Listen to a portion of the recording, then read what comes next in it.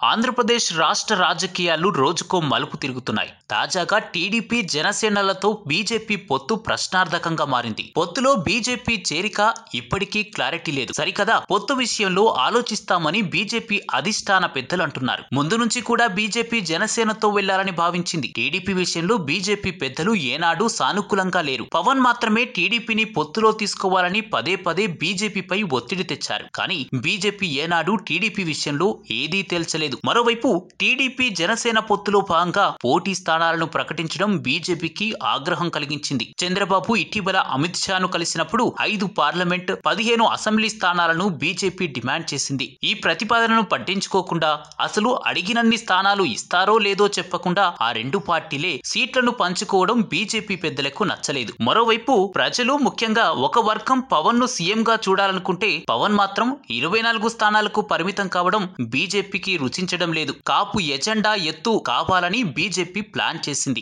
ఎన్నికల్లో కలిసి వెళ్లడమా లేదా ఒంటరిగానే వెళ్లాలా అనే దానిపై 1-2 రోజుల్లో క్లారిటీ రానుంది.